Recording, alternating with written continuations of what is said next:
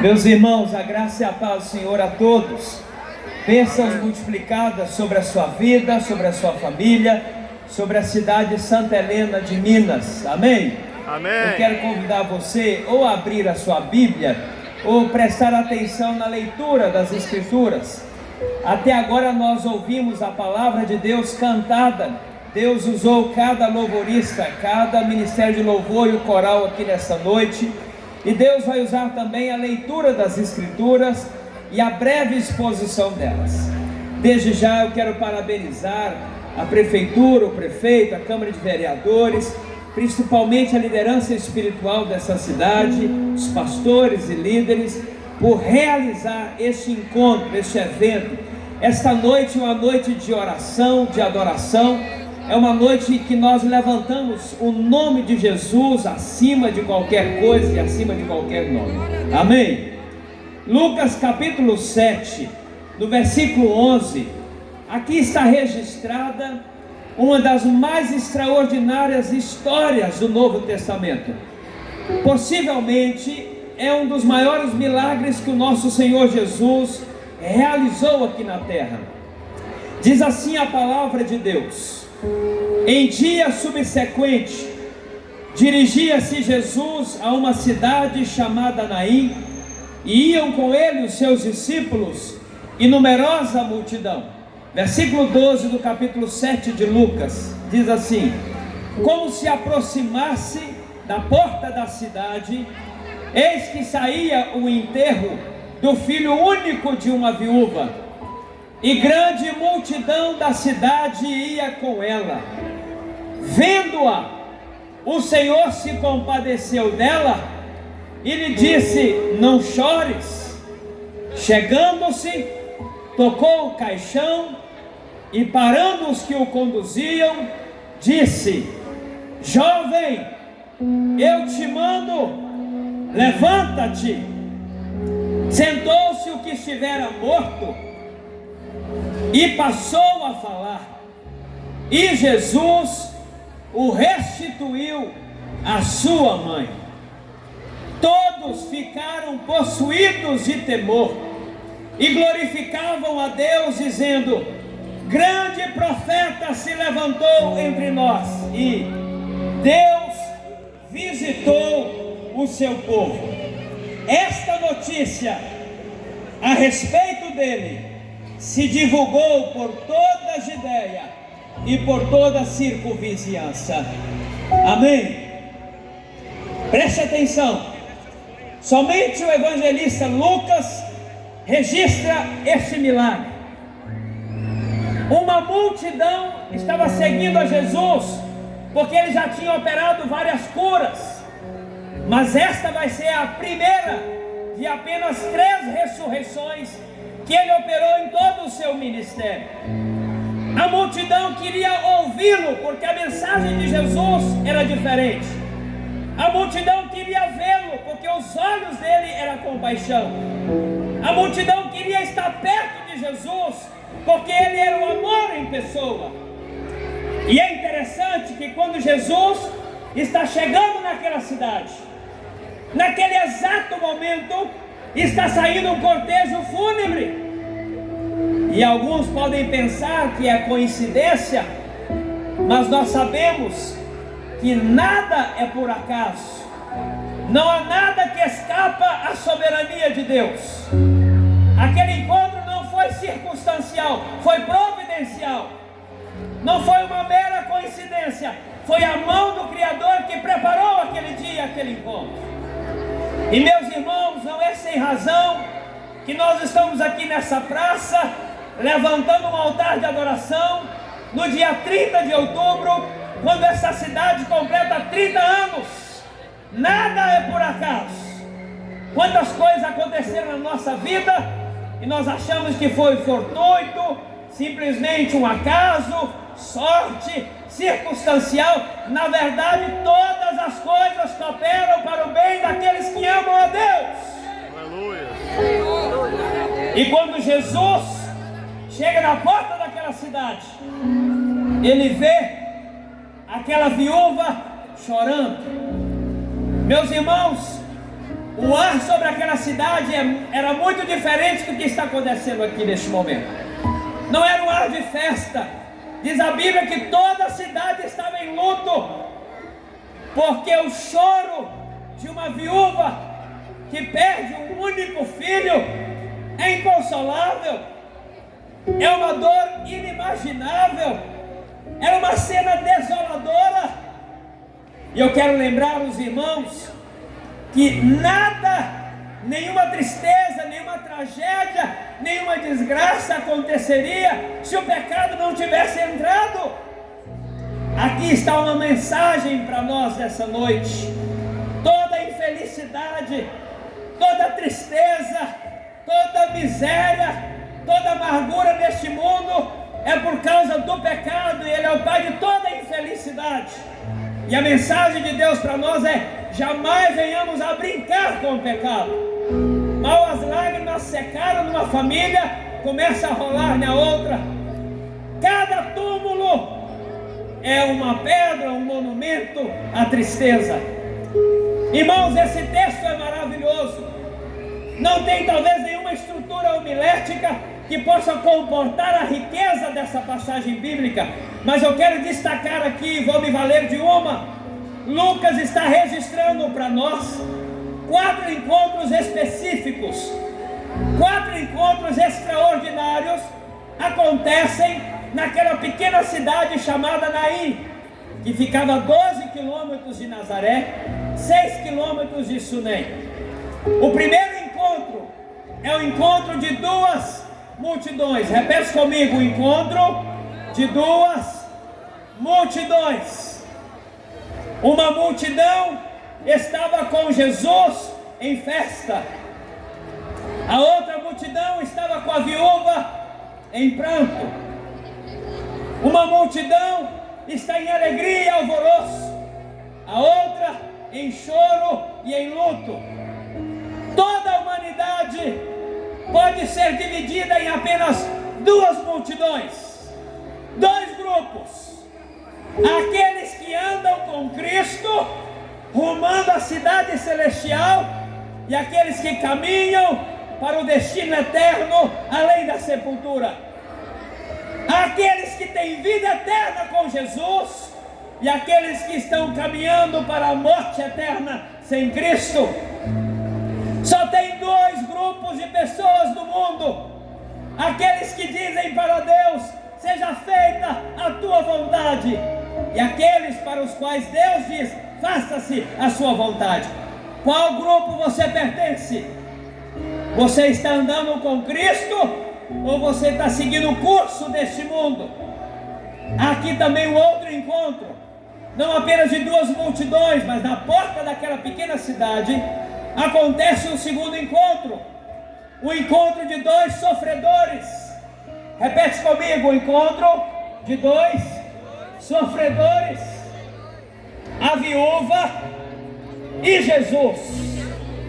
A viúva era uma mulher sofredora, tinha perdido seu marido inesperadamente, surpreendentemente, desesperadamente. Aquela mulher não era estéril, é claro, ela tinha um filho. Para ter apenas um filho, se deduz que essa mulher ficou viúva quando seu filho ainda era um bebezinho. E depois de criar o seu filho com muita luta, e ele se tornar um jovem, algo pior lhe acontece. Ela perde o seu único filho, ficando agora sem marido, sem filho, sem família, sem ninguém. Quanto sofrimento sobre essa mulher! Mas aqui também há um outro sofredor. O outro sofredor é o próprio Senhor Jesus. Isaías capítulo 53 diz que ele é chamado de um homem de dores. Ninguém entende mais de sofrimento do que o próprio Senhor Jesus. Diz a Bíblia que ele nasceu numa estrebaria, num lugar fétido, repleto de urina e de fezes de animais. Nem os mais miseráveis deste mundo nascem de maneira tão indigna. Verdade. Mais tarde, Jesus cumpre essa profecia, se tornando verdadeiramente um homem de dores, quando ele é açoitado pelos romanos, quando a sua carne é cortada por aquele chicote, e eles então penduram o Senhor Jesus numa cruz, uma das piores formas de pena de morte já inventada pela civilização humana. Ele sofreu no corpo, ele sofreu na alma, porque diz a Bíblia que ele levou a culpa de todos os nossos pecados. Ele sofre no corpo, ele sofre na alma, ele sofre nas emoções. Ele foi abandonado pelos seus amigos quando ele mais precisava deles. E a dor se multiplica muitas vezes mais quando não pode ser compartilhada. Jesus sofreu no corpo, sofreu na alma, sofreu nas emoções, mas há um tipo de dor que ele passou, que eu chamo de existencial, a dor espiritual. Só de imaginar que ele iria passar por essa dor, no Getsemane, ele suou gotas de sangue. Só de pensar que ele iria passar por essa dor, ele agonizou ali naquele jardim. Que dor é essa? A dor da ruptura da sua eterna comunhão com o Pai. Porque quando Jesus está na cruz e ele assume os nossos pecados, ele se torna maldito de Deus, e o próprio Pai tem que abandoná-lo, a ponto de Jesus dizer: meu Pai, por que me abandonastes? Homem de dores indescritíveis. Olhe para mim neste momento. Jamais poderemos pagar pelo que o Senhor Jesus fez por nós. Como diz a canção de uma música que nós cantamos nas nossas igrejas: eu nunca saberei o preço do meu pecado naquela cruz. Se já não bastasse, haverá agora um encontro ainda mais dramático, o encontro de dois filhos únicos, o encontro de duas multidões, o encontro de dois sofredores. E agora na porta daquela cidade se encontram dois filhos únicos. A viúva vem à frente trazendo um caixão, o seu único filho. Jesus vem à frente da caminhada naquela multidão. Eu creio que o Senhor Jesus olhou para aquele único filho morto e ele teve um presságio, ele teve um anticlímax, ele teve uma antevisão com o que lhe aconteceria em breve. E Jesus, ao olhar para aquela mãe chorando, se lembrou da profecia de que uma espada transpassaria o coração de Maria, o coração de sua mãe. Preste atenção, Jesus é o unigênito do Pai e ele é o primogênito de Maria. E sabendo que aquela mãe estava sofrendo tanto, Jesus se volta para ela e diz assim: não chores. Meus irmãos, preste atenção nesse texto. Esta mulher está desolada, tomada pela dor. Esta mulher está tomada por um desespero, pelo desatino, pelo desgaste, pela desgraça que lhe aconteceu. E Jesus a consola com uma ordem ilógica. Quem ousaria dizer a uma viúva que acabou de perder o seu único filho para parar de chorar? Quem ousaria interromper um funeral?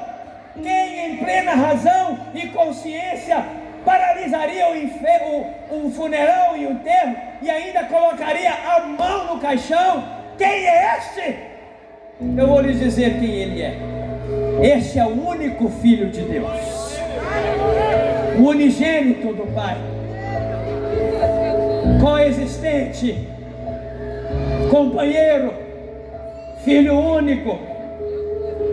Seu nome é maravilhoso porque está além da explicação humana. Ele é o Pai da eternidade, ele é o príncipe da paz, ele é a brilhante estrela da manhã, ele é o Pai dos órfãos, ele é o amparo das viúvas, ele é o consolador dos que choram, ele é a esperança dos aflitos, ele é o criador de todo o universo, ele é o sustentador de todo o cosmos. interromper o funeral? Quem é esse que ousou parar um cortejo fúnebre? Aquele que é o autor da vida e o único que tem o poder sobre a morte. Glória a Deus. Ele é a fonte de toda a existência. Ele é o mesmo ontem, hoje e será eternamente. Louvado e exaltado seja o nome do nosso Senhor e Salvador Jesus Cristo. Ele é imutável no seu caráter, Ele é imensurável no seu poder, Ele é infinito nos seus atributos, Ele é onisciente, onipresente, onipotente, Ele é inigualável, incomparável, invencível, Ele é o Deus impossível, Ele é o Deus homem, Ele é Rei dos reis, Ele é Senhor dos senhores. Louvado seja o nome do nosso Senhor Jesus Cristo. Ele é Jesus de Nazaré. Ele pode interromper o funeral. E muitas vezes Jesus tem interrompido o nosso cortejo até o funeral. Todas as vezes que Deus te deu um livramento, Ele impediu você de chegar até o seu próprio funeral. Todas as vezes que Jesus cura, todas as vezes que Jesus opera um milagre na nossa vida, Ele está impedindo o nosso cortejo fúnebre. Deixa eu lhe contar uma história muito pessoal. Eu não sou muito de contar, mas eu vou contar para vocês agora. Há muitos anos atrás, estava pensando em flertar com o mundo, brincar com o Evangelho, querendo se rebelar. A minha mãe, que já está na glória com o Senhor, serva de Deus, percebeu isso e me chamou para uma conversa particular. E ela disse assim: meu filho, eu preciso te contar uma coisa que até hoje eu não te contei. E eu fiquei com os ouvidos atentos, porque o que minha mãe tinha para me contar, que até hoje eu não tinha ouvido. E ela disse assim: meu filho, já era para você estar morto desde o seu nascimento, porque você nasceu com uma doença incurável. Os médicos não lhe davam nenhuma chance, nenhuma oportunidade, até que na maternidade eu peguei você no colo e disse assim: Deus, se o Senhor der uma chance para o meu filho, ele se tornará o teu servo e vai ser um pregador do Evangelho. Há 45 anos Deus impediu o meu curso prematuro para o funeral. Ele continua agindo hoje e operando. Deus, quem impedirá? Aleluia! Ele opera hoje, Ele intervém.